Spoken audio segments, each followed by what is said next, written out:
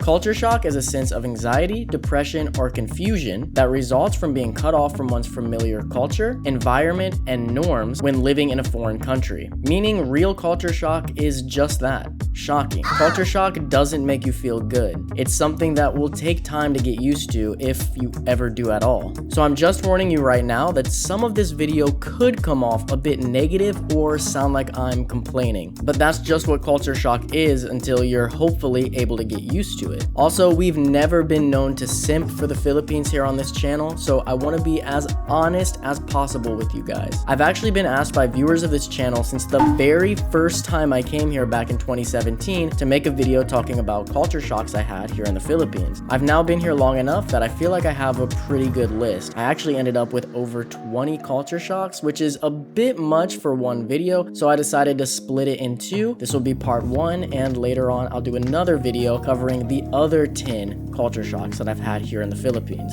This doesn't need to be a one-way conversation though, so feel free to jump in the comments down below if you've experienced any of these, or any others that I didn't mention that you experienced. If this is your first video, or you've been watching us for a while and you like what you see, hit that subscribe button for more travel-y goodness from around the world. Okay, let's jump in. For those who don't know, I'm an American who first came to the Philippines in 2017. It was actually the first place I had ever been outside of the United States. I came here again in 2019 for 4 months, then in 2020 where I ended up getting stuck in Cebu due to COVID. Now that you know my background and where my headspace was as a first-time traveler from the United States, here are some of the culture shocks I experienced in the Philippines. Hopefully these can help you be a little bit more prepared on your trip here. Number 1, everything having to do with driving. Driving here is just crazy. People back home love to argue which area has the worst traffic, but guys, Philippines has you all beat. First of all, there's like a million motorbikes everywhere, which was new to me. But also it seems driving here is just a huge game of chicken. People endlessly cutting each other off, not using turn signals,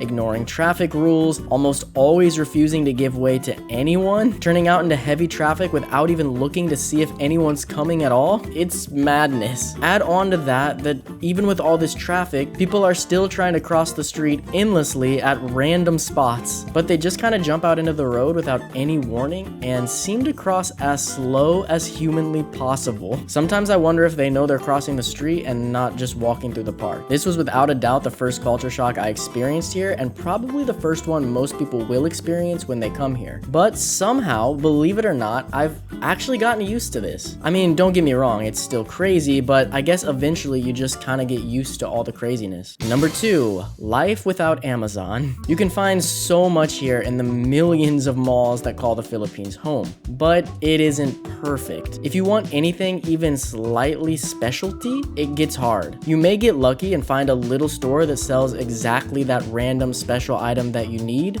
but it's unlikely. In fact, Isa and I have spent multiple days here just going all around the city trying to find specific specialty items that you just really can't find in person. Back home, this would be no problem at all because Amazon. You can order literally anything and have almost all of it at your house that day or the next day. But here, unfortunately, there's no Amazon. Well, there is, but it takes a long time to arrive. There's really high shipping fees, and still the large majority of things you won't be able to order and get shipped to the Philippines at all. So they have it, but it's basically useless. Philippines does, however, have Shopee and Lazada, which is kind of their answer to Amazon, but it's definitely not anywhere close to the same. Sure, you can find a lot of things on there, but it's pretty hit or miss. And even if you find the item you're looking for, it can be hard to find a legit brand sometimes. There are a lot of knockoffs, and sometimes you will find that brand that you want, but it happens to have 0 reviews and no way of telling if it's actually legit or not. Just like with driving though, I've become kind of used to this, but not to the same extent. I think this one's gonna be really hard for me to ever fully get used to. I was just way too spoiled back home with being able to order anything I want and literally have it within a day. I mean, it's almost just too much power for people to have. Number 3, everywhere you go, Filipinos are gonna be offering you food, which sounds pretty great and pretty awesome. But the thing is, you absolutely cannot say no, or at least you definitely shouldn't say no. to the food they offer. Refusing food that's offered to you can be seen as pretty rude here in the Philippines. Even if you just ate a huge meal and you feel like your stomach's about to explode, if somebody comes and offers you more food, you better just get ready for your stomach to explode because you're gonna need to take at least some of it. However, this also goes the other way around. When you're out with friends and you pack yourself a nice little lunch, be ready for people to expect you to share at least some of that when you bust it out. It's so different than back home where a lot of times food can be every man for themselves, especially if you made it for yourself and just brought it for yourself. I'm not saying people don't share, but it's totally opposite where it's almost more rude to expect someone to give you part of their food back home. Maybe we just aren't good at sharing in America, I'm not really sure, but this is definitely different here. Okay, here's a quick one. Number 4. Roosters are everywhere. Farms, roosters. Mountains, roosters. Middle of the city, roosters. Under the sea, roosters. Really though, I remember my first morning waking up here. We were in downtown Cebu City and we woke up to roosters screaming all around our hotel. I remember being pretty shocked because up to this point, I had probably been woken up by a rooster less than 5 times in my life, if ever. In America, if you don't live on a farm, you have no chance of being woken up by a rooster, even if you live out in the countryside. However, I am completely used to this now. Half the time, I don't even notice the roosters are there. All the time, I get comments on videos where people are talking about the roosters in the background that I didn't even notice at all until they mentioned it. Number 5, most people seem to wake up way earlier here than back home. A normal wake-up time here in the Philippines seems to be around 5 or 6 a.m. I mean, this is cool with me actually. I'm a morning person, so honestly I really love getting up early, even back home, but I know this is not normal for most people back in the States. In America, it seemed like everyone pretty much just wants to sleep as late as they possibly can get away with. They see 5 or 6 in the morning as an absolutely ridiculous time to wake up unless you're required by your job or something like that. Now, to be fair, this could also have something to do with all the roosters. I mean, if the roosters start screaming at 5 or 6 in the morning, that might be why you keep waking up at 5 or 6 in the morning, but I'm not totally sure. That's just a guess. I do, however, really miss being able to just get up at 6 a.m. and feel like no one else is awake and I have the entire place to myself. But here, that's just not possible. It feels like no matter how early I get up, somebody else is already up and doing something. Back home, I was pretty much always the first person awake. Here, I'm pretty much never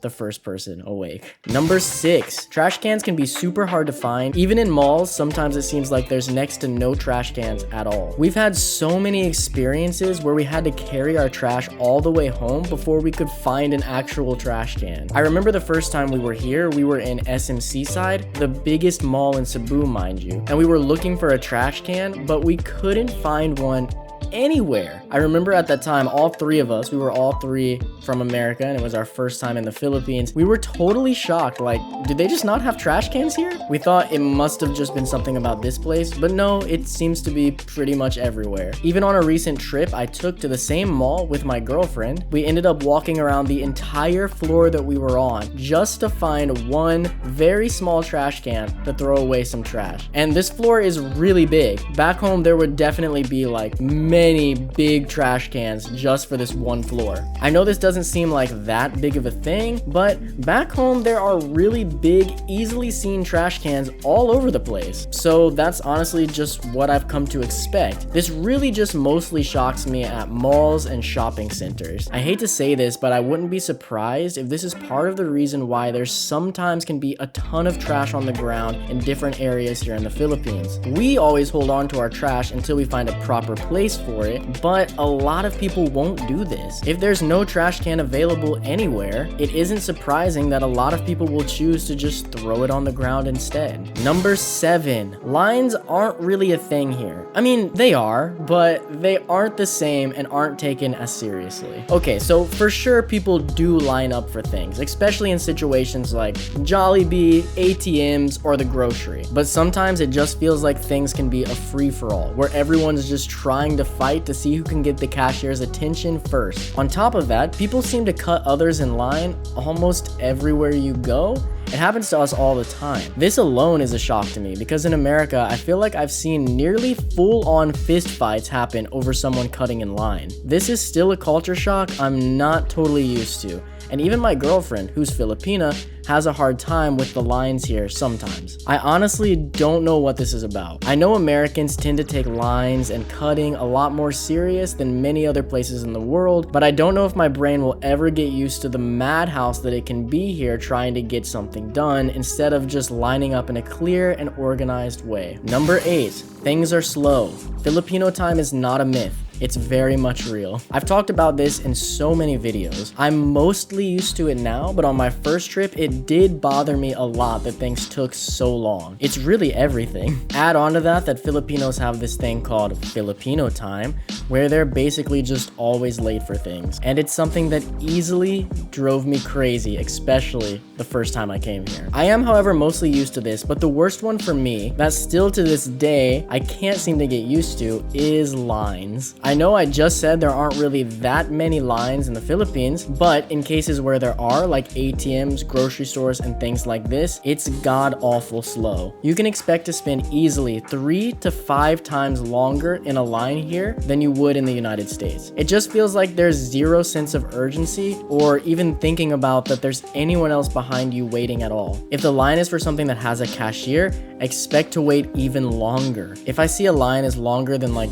3 people here, I prepare myself to wait a good 20 minutes at least. I think this one drives me so crazy because back home things are very focused on fast transactions, keeping lines down, and trying to be quick for the people behind you. Experiencing the exact opposite here is something that's pretty hard to get used to. Number 9, people don't knock on doors. They just scream ayo. This one was more just really weird for me at first, but you do actually get used to it pretty quick. Back home, I could never imagine going to someone's house and just screaming at their door instead of knocking, but that's just normal here. To be honest, I'm not sure what people would do if I did knock on their door. I mean, it's probably okay, but I don't want to find out. At least once a week, we'll be sitting in our apartment and hear someone screaming ayo over and over and over again. It's normally not for us, but sometimes it can be hard to tell because like everyone in the whole block can hear it. And somehow it always seems like the person they're looking for takes like 5 minutes to even notice that anyone's screaming for them. Back home, I normally give up knocking after like 3 tries. Number 10, Google Maps can't be trusted half the time in the Philippines. This is another one of those things you've heard us talk about a lot if you watch our adventure vlogs. Google Maps has become pretty freaking accurate in America. I mean, it isn't 100% perfect, but it's pretty freaking close in most places. I remember the first few times I followed Google Maps to a pin here in the Philippines just to not be able to find it anywhere. Sometimes it's only a little bit off and you can just ask the locals and they'll point you in the right direction, but there have been multiple times that the map doesn't even get us anywhere close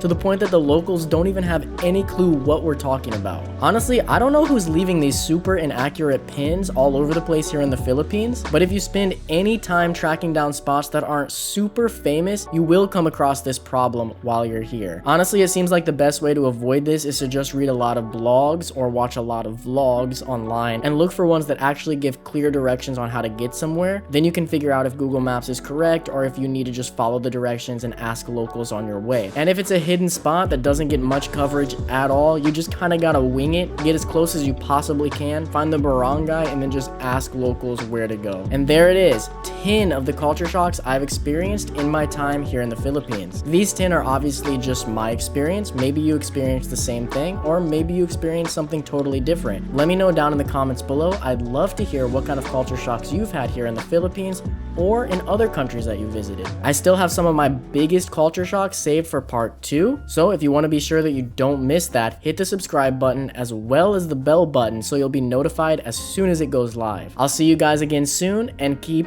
wondering.